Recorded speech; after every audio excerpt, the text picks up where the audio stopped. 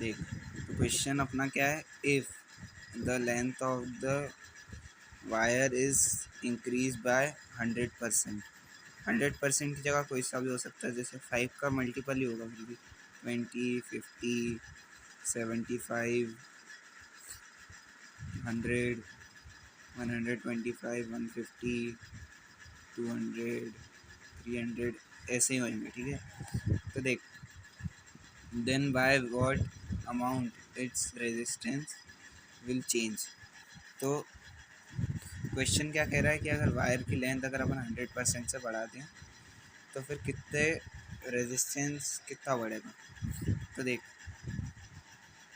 इसके अंदर कुछ नहीं होता, केस 1 उसके अंदर नॉर्मल लेंथ, एरिया, वॉल्यूम और रेजिस्टेंस है ना, ये रहता है। और केस 2 के अंदर मतलब ये सब की वैल्यू बदल जाएगी, तो रेजिस्टेंस फाइंड करना अपने को। इसमें तो सब है ना, एक मतलब इसमें है ना इनकी वैल्यू एक रहेगी और इसके अंदर है ना वो वैल्यू चेंज हो जाएगी, तो सबकी वैल्यू चेंज होगी, लेंथ की वीडियो बना।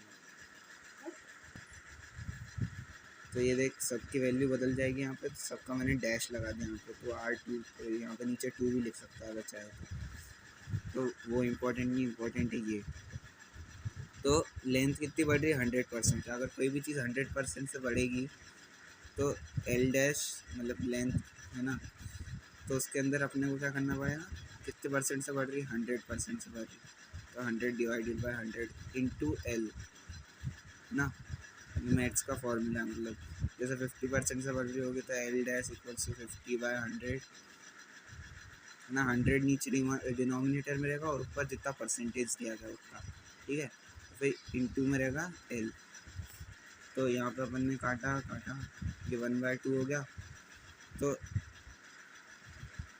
L प्लस नहीं लगा स्टार्ट में, चलो तो ये आगे जाके हो जाएगा L+L/2, क्योंकि नीचे डिनोमिनेटर में 2 है और इसमें 1 इंटू करेंगे तो L/2 हो जाएगा है ना। एलसीएम लिया, 2L + L/2, तो ये हो गया 3L/2 है ना।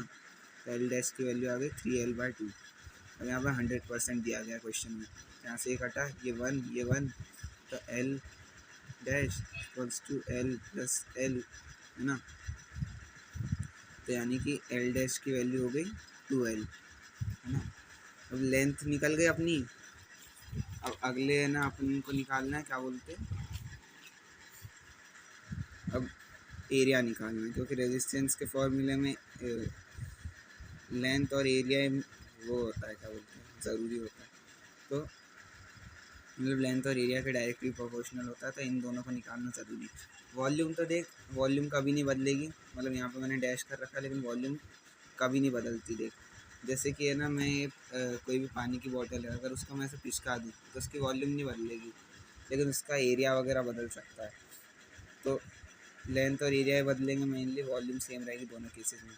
तो वॉल्यूम सेम है, तो V1 equals to V dash, मतलब V equals to V dash. तो वॉल्यूम का फॉर्मूला क्या होता है, एरिया इंटू लेंथ, और एरिया इंटू लेंथ। अब इसके अंदर एरिया डैश है वॉल्यूम के अंदर, और लेंथ दी गई है 2L, मतलब L डैश, तो है ना यहाँ से करा, L कटा, तो A डैश की वैल्यू आ गई यहाँ पे 2 नहीं A/2, ठीक है। यहाँ पे दोनों चीज़ें निकल गई, एरिया भी निकल गया और लेंथ भी निकल गई। अब देख, इसके बाद का जो है सम, इसके अंदर अब अपने को क्या करना है, यहाँ पे इक्वल्स टू लगा दिया, यहाँ पे डायरेक्टली प्रोपोर्शनल का साइन लगेगा, वरना तेरे मार्क्स कट जाएंगे। R is directly proportional to L/A है ना।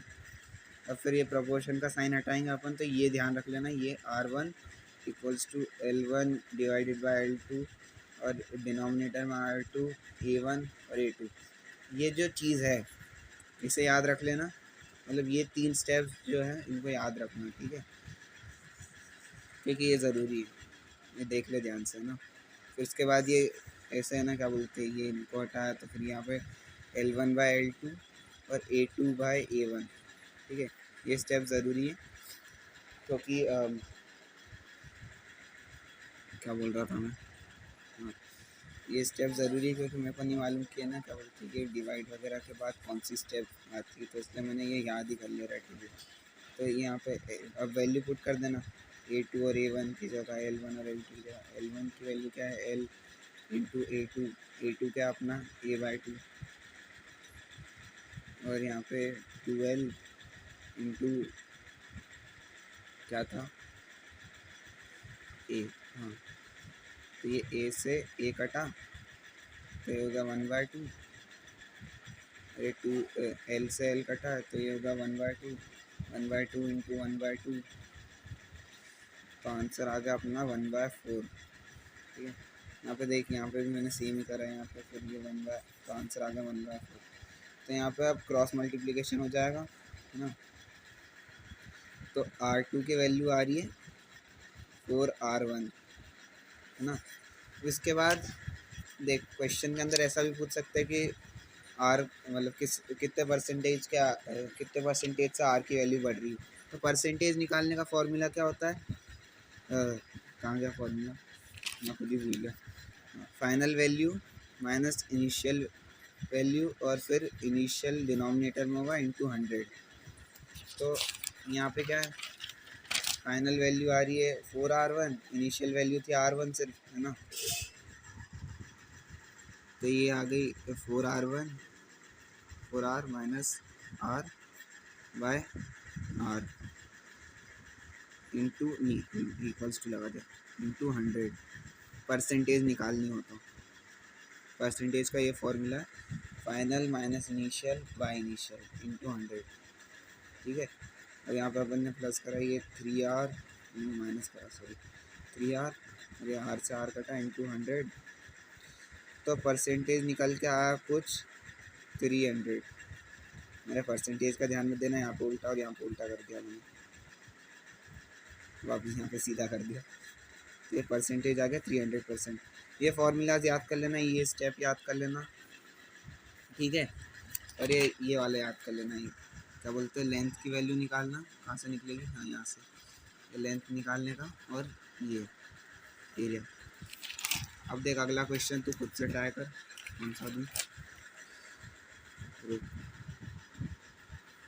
परसेंटेज वाला दूँ कर रहा हूँ,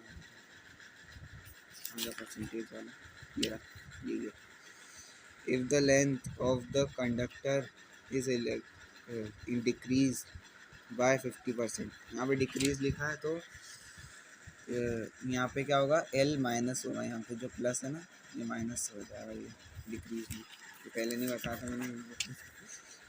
ठीक है, then find the change in its resistance, percent of resistance लिख देता हूँ, परसेंटेज